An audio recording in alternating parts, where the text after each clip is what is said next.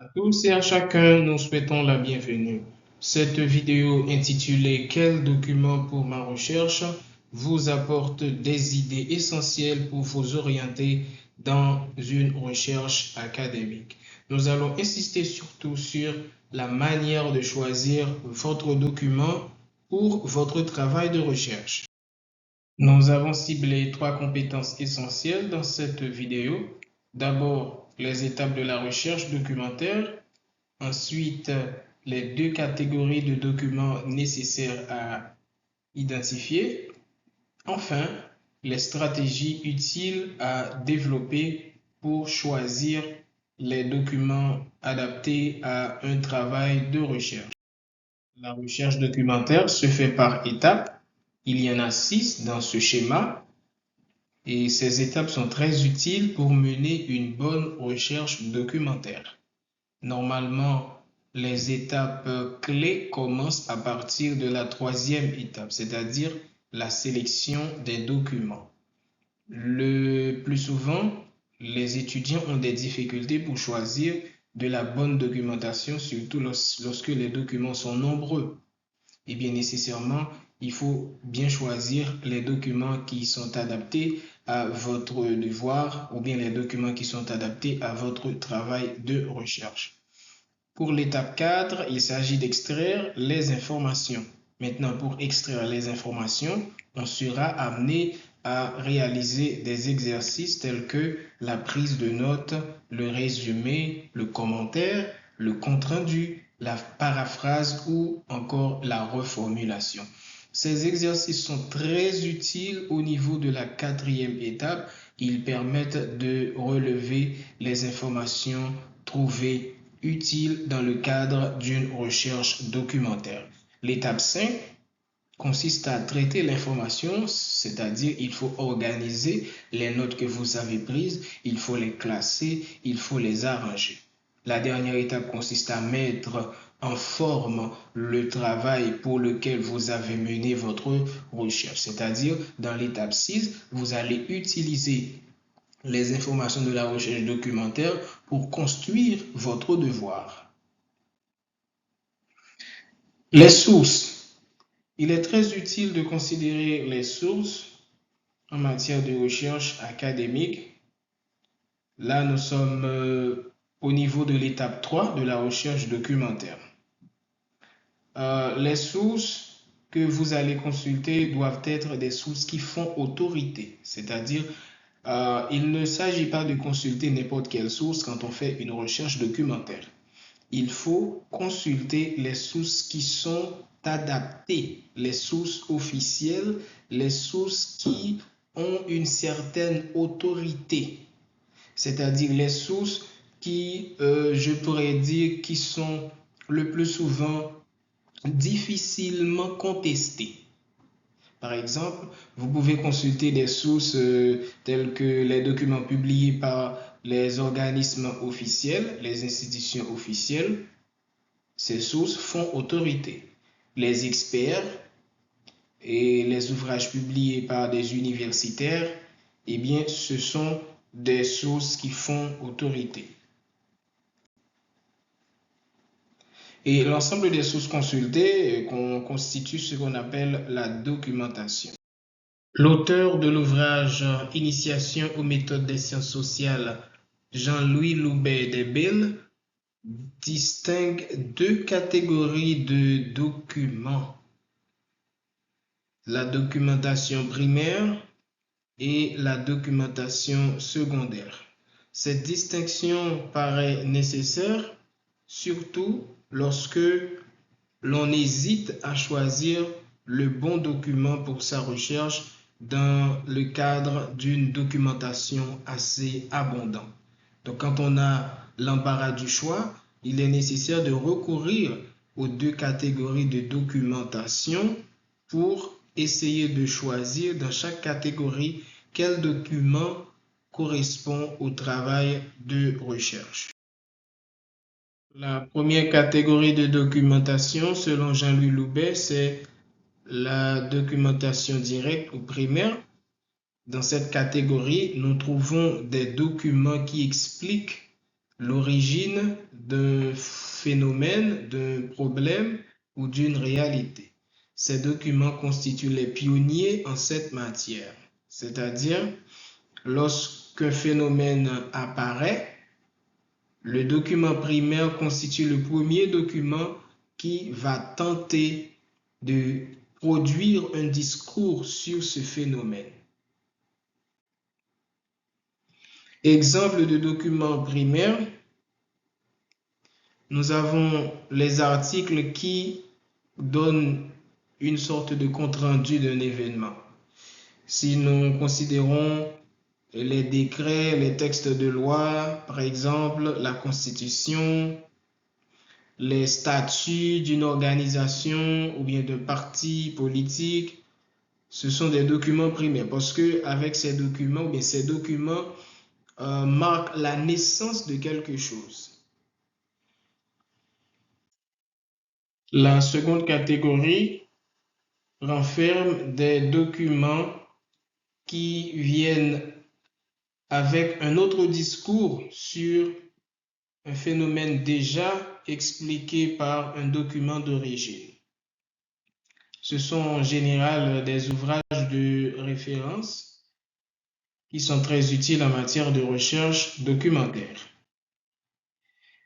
Quelques exemples de documents indirects ou bien de documentation indirecte ou secondaire. Nous trouvons les dictionnaires, les encyclopédies, les ouvrages qui tentent d'expliquer un phénomène sur un autre angle. Les ouvrages qui viennent avec un nouvel éclairage ou du moins une explication supplémentaire. Ce sont les ouvrages qui font partie de la seconde catégorie, c'est-à-dire la documentation indirecte. La distinction entre documentation directe et documentation indirecte étant établie, et cela va nous aider à choisir le bon document. Maintenant, comment évaluer la pertinence d'un document que l'on choisit de consulter? En matière de recherche académique, les documents ne doivent pas être anonymes, c'est-à-dire les sources que vous allez consulter ne doivent pas être anonymes. Il faut identifier les sources.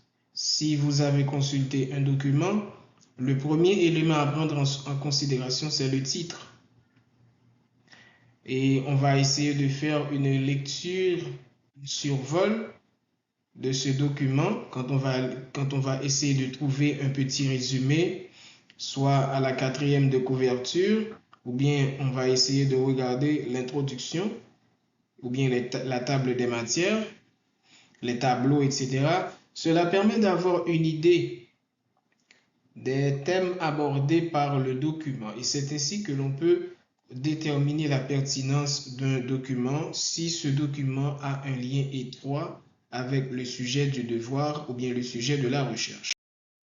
Comment déterminer la fiabilité d'un document, c'est-à-dire comment savoir si l'on peut accorder crédit à un document.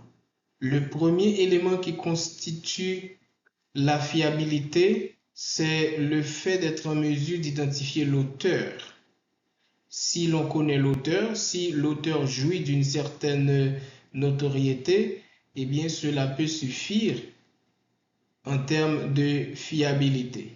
Deuxièmement, s'il s'agit d'une institution reconnue, le fait d'être reconnu confère à l'institution une certaine autorité et cela peut suffire en termes de fiabilité. Si l'on va consulter une source en ligne, la source doit être clairement identifiée. Et c'est pourquoi il faut être prudent pour ne pas consulter n'importe quelle source sur Internet, notamment les sources qui se terminent par .com. Ce sont des sources à caractère commercial. Il est mieux de consulter les sources Internet tels que les sites qui se terminent par .org ou bien .edu. Le fait que la source qui produit le document connaît une certaine notoriété eh bien, cela confère au document une certaine autorité également. C'est pourquoi, lorsque vous allez faire une recherche documentaire, il est nécessaire d'identifier la source du document, c'est-à-dire l'auteur. Si le document est anonyme, c'est-à-dire si l'on ne peut pas identifier l'auteur, eh bien, on doit commencer par ne pas accorder de crédit à ce document. La nécessité de consulter des sources fiables en matière de recherche documentaire est inhérente à ce type de recherche. Parce que quand on fait une recherche académique et que l'on consulte des documents, les informations trouvées, on va les utiliser soit pour approfondir notre connaissance d'un phénomène ou bien d'une réalité, on va les utiliser aussi pour réfuter une théorie ou bien des théories existantes. Et c'est pourquoi on doit s'assurer que les sources documentaires que l'on va consulter soient fiables. Si l'on ne connaît pas la source, le principe c'est d'écarter le document tout court.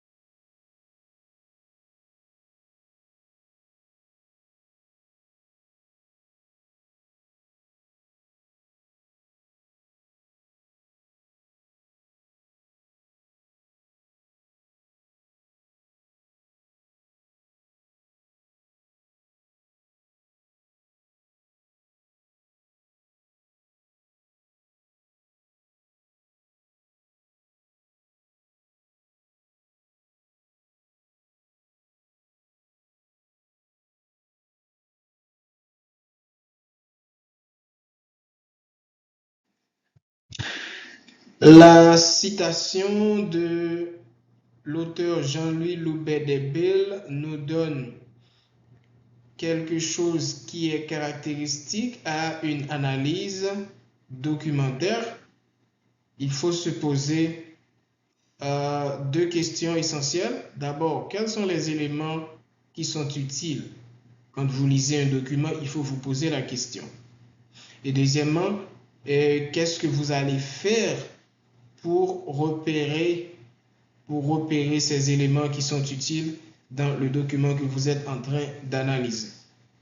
Cette opération demande un certain effort intellectuel. Bien analyser un document demande un certain effort intellectuel. Il faut se poser quelques petites questions pour établir le contexte du document et à partir du contexte, on peut donner une certaine signification, on peut bien interpréter ce qui est dit dans le document. Et si l'on connaît le contexte, on donne une interprétation qui est plus ou moins adaptée au document, cela peut nous conduire à identifier l'essentiel. Et c'est pourquoi il est nécessaire de bien réfléchir quand on fait une recherche documentaire. Il ne suffit pas de prendre note, il ne suffit pas de copier un paragraphe, mais il est nécessaire de réfléchir, il est nécessaire de produire une bonne analyse. Voilà, nous sommes parvenus à la fin de cette vidéo. Si elle vous a été utile, laissez-nous un commentaire. Au revoir.